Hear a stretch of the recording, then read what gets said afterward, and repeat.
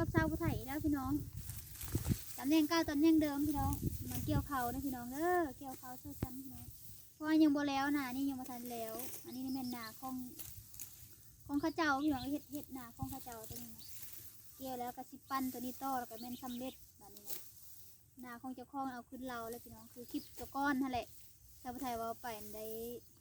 เขาชาวช่องชอบบ่ตัวก้อนชาวช่องเปล่าชาวช่องชอบเนาะมาพี่น้องมันมีมาเกี่ยวเขาทำกันนะพี่น้องเด้อ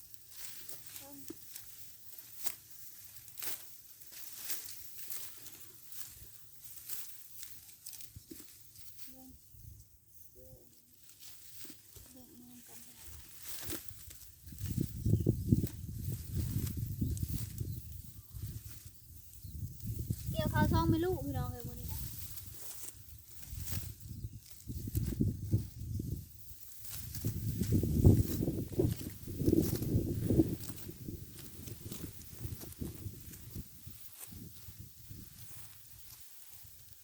เขาก็ลมมาแล้วพี่น้องเอ้ยลมแห้งพวกอากาศก็หนาวลมแห้งจนเกี่ยวเขาก็จนแห้ง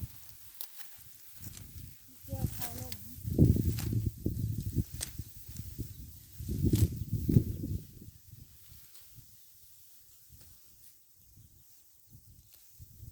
เฮ็ดเป็นพ่อมาได้พี่น้องได้เฮ็ดเขาเป็นอันนั้นเอาเฮ็ดเป็นอันนั้นเอาคันเฮ็ดเป็นพ่อเลยก็ได้เฮ็ดเป็นตัง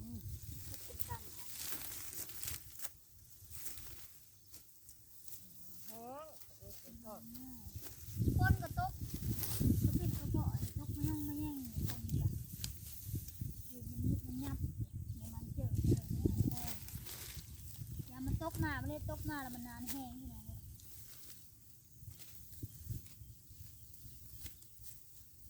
เขาก็บุกงานกันเลยที่ไหน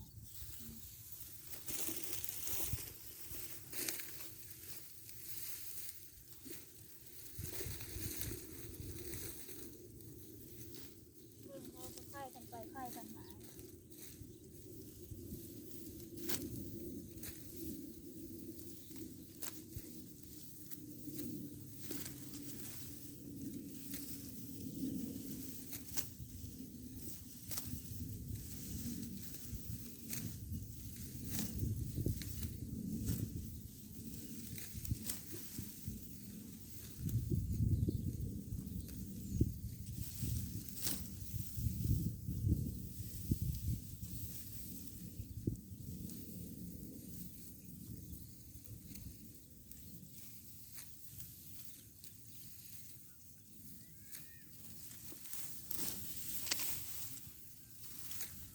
เดินแม่เขาไปใส่เกลือ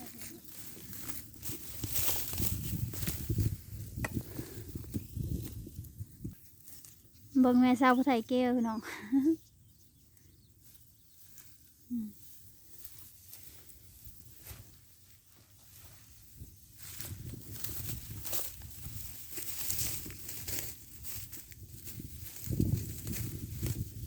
เกลือช่องไม่ลูกพี่น้องพ่อสาวผู้ไทยก็ยังเล่นหมาแม่สาวผู้ไทยกับสาวผู้ไทยลงมาก้อนพี่น้อง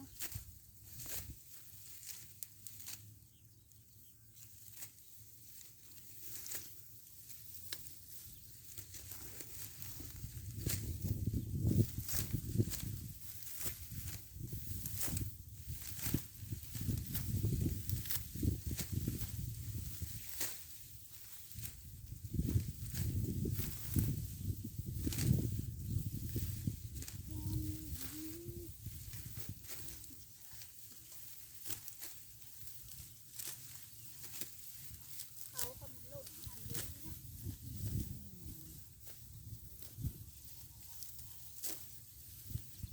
นกเอ้ย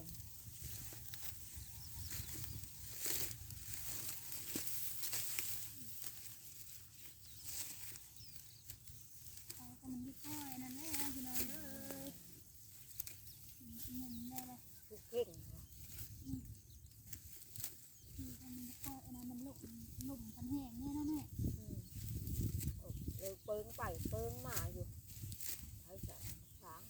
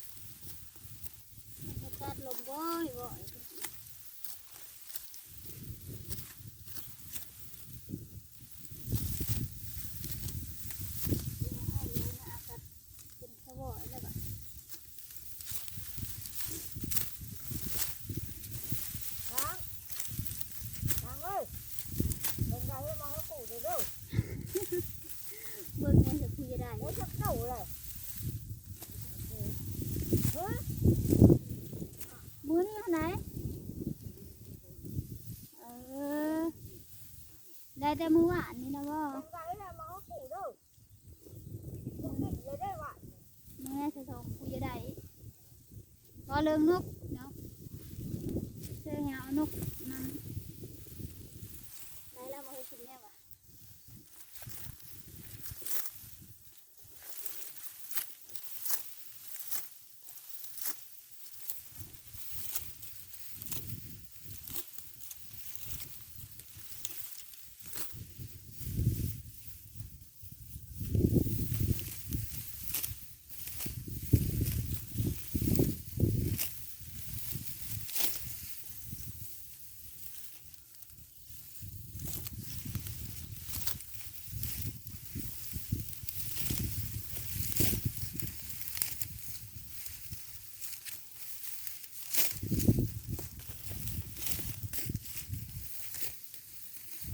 บักเอ้ย เขาบางย่องยัง บักลงต้นหมกกับไปเพื่อไปบ้างฝนพตกพี่น้องมาดอกปอกแป๊กมาดอกปอกแป๊กนะ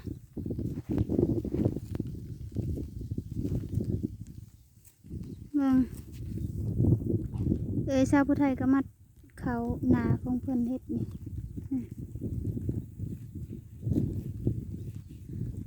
มาไอ้เคยยังมาทันได้มาบ่เออนี่เบิ่งแม่สับใส่เกี่ยวเกี่ยวเออเกี่ยวได้หลายเติบเลยพี่น้องเลยพาพี่น้องไปเบิ่งจักห่างพี่สังพี่น้องชาวผู้ไทยเห็นห่างอะไรอันหนึงชาวผู้ไทยเห็นห่างแต่บ่ฮู้ว่าเป็นห่างพี่เลยแม่ชาวผู้ไทยว่าห่างนกอีตุ่มบ่แม่นหรือบ่ฮู้ละไปเบิ่งพี่น้อง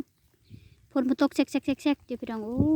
ตายแล้วเกี่ยวเขาฝนบ่ตกพี่น้องลมกะหนาวโอ้ยน่ะพี่น้องอยู่ป่าเขาน่ะนี่บ่ฮู้ว่าห่างพี่สังน่าก็ก้อมือบ่เลยพี่สังบ่ฮู้เลยนะพี่น้องเลยนะมือยุ่งติ้งอยู่ห่างอยู่บ่ห่างพี่สังพี่น้องเลย มาเอาเงินเฟ้อได้เปล่า ยายสิเกี่ยวเขาวต่อก็พี่น้องเด้อนี่